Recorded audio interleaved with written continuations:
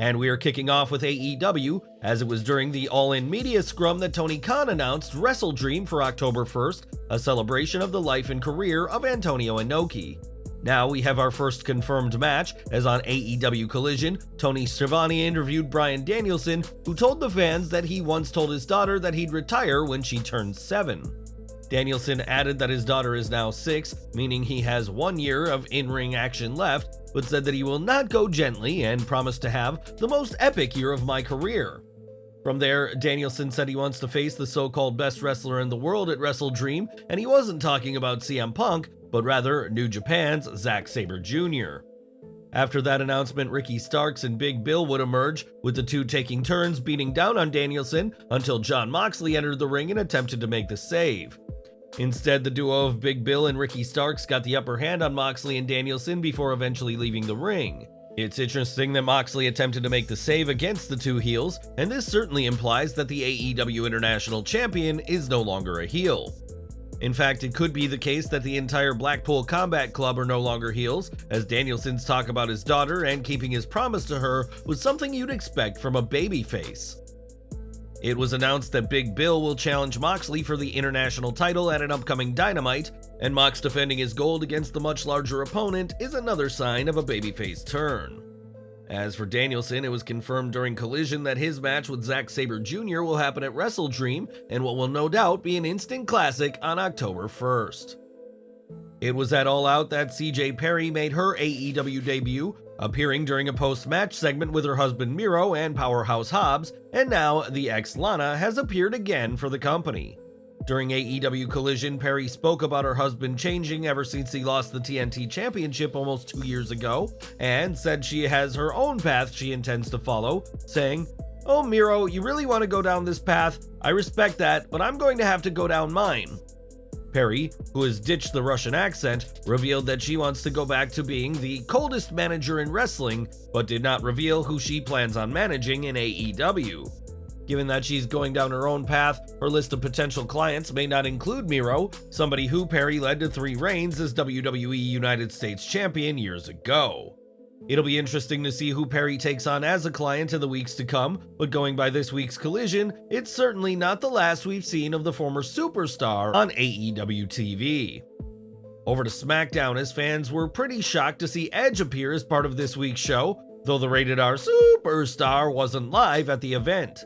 Instead, Edge appeared in the new SmackDown intro, giving WWE fans hope that he has figured out a new deal with the company, but it doesn't seem like that's the case. Ringside News was told by a member of WWE's creative team that Edge's in-person return to WWE TV is not in the cards, either now or in the immediate future. The same source also believes that Edge is going to AEW, and this speculation has not changed since Edge competed in the final match of his current WWE contract against Sheamus in Toronto. WWE loves generating buzz around a subject, and it seems to be the case again, with a source saying WWE tried to get water cooler talk going about Edge, and that the conspiracy theories from fans is an added bonus. As Sean Ross Sapp of Fightful previously reported, there is a belief within AEW that Tony Khan will ink Adam Copeland to a deal, as he won't be able to use the Edge name outside of WWE. Edge added more fuel to the speculation by releasing a statement via a video message to clear things up, saying there is a WWE contract renewal in his inbox, but he doesn't know what to do. At this point, any reports about Edge's future should be taken with a pinch of salt, and will his future be with AEW or WWE? Only time will tell. Earlier this week, it was confirmed that Ace Steel has been released from AEW, as the company has no reason to keep somebody hired specifically to oversee CM Punk's creative direction. This marks the second time in less than a year that Steel has been fired, and it's safe to say that the former AEW producer isn't thrilled with his career with the company coming to an end again. On Instagram, Steel shared a message that reads, "Mishandling people, then avoiding communication is not protecting your peace, it's avoiding accountability," and called that truth. Adding the post to his Instagram stories folder titled Collision, it's clear that this is a dig at how AEW has handled things, and perhaps more specifically, a shot at AEW executive VPs, the Young Bucks. It was the Bucks who reportedly backed out of a meeting with Punk prior to All In, and Steele clearly believes that the EVPs mishandled people, such as Punk, during Steele's tenure with the company. But why did the Bucks back out? Well, it's reported that a legal letter sent to the pair, claiming that they had violated a clause prohibiting them from speaking about Punk, put the brothers off the meeting. The letter stated that the Bucks had violated this clause during an episode of Being the Elite, even though the segment referenced in the letter did not see Punk mentioned by name. The Bucks turned down a meeting with Punk, but made it clear that if he could keep controversy free for 6 months, they'd meet with him to discuss working together, but that of course didn't happen. As for Steele, he had been working with WWE prior to joining AEW, but his Kenny Omega biting tendencies may leave WWE hesitant to re-sign him, so it remains to be seen what his future will look like. Now, Hacksaw Jim Duggan is one of the most beloved pro wrestlers in the history of the business, but has been dealing with some health issues as of late. In recent years, Duggan battled cancer and was able to win his fight, but this week, he was taken to the hospital for an emergency surgery. Duggan's wife Deborah Duggan took to Twitter and issued a statement about her husband's health, revealing that the WWE Hall of Famer was hospitalized, but that his surgery went well. It's not known what kind of ailment, but it's great to hear that everything went smoothly, as it'll take more than that to keep the legendary wrestler and his trusty 2x4 down. It's been just over a week since CM Punk's release from AEW, and plenty has been said about the role Punk played in his own downfall from the company. Punk proved it All In and All Out 2022 that his temper can get the best of him, and Kevin Nash has seen some similarities between Punk and another controversial name in wrestling. During his Click This podcast, Nash spoke about the idea of Punk returning to WWE and compared Punk's behavior to that of the Ultimate Warrior. He said, "He's already put himself on the mantle right next to the Ultimate Warrior. Go shake the ropes, buddy. You punched Luke Perry's son, sucker punching his son." Warrior, like Punk, would have a tendency to burn bridges with wrestling companies, and while he'd make a return to WWE in 1996, his issues with the company would see him released shortly thereafter.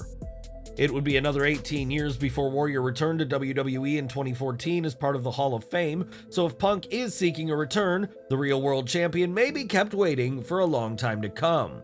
But what do you think? Is Nash's comparison accurate? And do you want to see Punk rehired by WWE, or would it only lead to more problems? Sound off in the comments down below. In the main event of this week's Raw, Gunther and Chad Gable delivered an excellent match for the Intercontinental Championship, one that the dominant Austrian would win. In a backstage interview after the match, Gable vowed to be the one to dethrone Gunther and end his record-breaking reign as champion, and the Olympian will get a chance to do just that. On Twitter, BWE was asked if there is any plan to follow up Gunther's angle with Chad Gable, and the proven WWE insider confirmed that this angle is far from over. The match received a great reception from the crowd at this week's Raw, and according to Cody Rhodes, earned a standing ovation backstage by the roster and the WWE production crew. This week's match led to Gable's daughter crying at ringside as she wanted to see her father become the new Intercontinental Champion, and would you like to see that too? Let us know in the comments. Early into AEW Collision, TBS champion Kris Statlander had an open challenge match against Robin Renegade and made quick work of her opponent and retained the title. This win didn't sit well with the Renegade twins, who ambushed Statlander after the match and would have continued if not for the returning Jade Cargill. Cargill cleared the ring of the twins, and just as it looked like Cargill and Statlander would shake hands and perhaps even create a new alliance, Cargill hit the reigning champion. Cargill has been away from All Elite Wrestling since the Double or Nothing pay-per-view event in May, where she lost her TBS championship to Statlander, which also broke Jade's undefeated streak. With Cargill's return on AEW Collision, it's likely only a matter of time until the former champion gets a rematch, and Cargill will seek to prove that her loss in May was nothing but a fluke. Now, Will Ospreay is recognized the world over for his skills in the ring, which has led to the Brit competing with several companies, but now his tenure with one promotion has come to an end. Originally founded in 2005 and relaunched in 2022, 1PW has worked with Ospreay for years, but it has been confirmed that Ospreay will not be appearing for the UK promotion going forward. On Twitter, Ospreay explained that he has no ill feelings towards the company and wishes them all the best for the future, but did hint at some kind of issues that's led to his exit. Ospreay said that business is about having trust, and said that from what he's seen, it's evident that the company has issues that need to be addressed, and urged talent to get what they're owed. Ospreay debuted for 1PW earlier this year and became the first 1PW heavyweight champion in April, and it's unclear what the future holds for the title. From the 1PW roster, Ospreay was among the few wrestlers to compete in different major companies, including being New Japan's IWGP US champion, and he'll have more time for that company now his 1PW tenure has ended. Over to Impact Wrestling, and ODB is a name synonymous with the promotion, which is why it was so disappointing for fans at a Victory Road Fan Festival that the veteran no-showed the event. There's no word as to why ODB didn't attend her meet and greet, but we'll continue to follow this situation for further updates. We've got some sad news to report now, as wrestling veteran Brett Wayne Sawyer has died at the age of 68. Sawyer's death was announced online by Bobby Fulton, and Sawyer's career would see him work with the likes of the Road Warriors in legendary tag team battles that included Brett's brother Buzz. From Georgia Championship Wrestling to New Japan in the 80s, Brett Sawyer honed his craft around the world, and we'd like to offer our condolences to those who knew him at this sad time.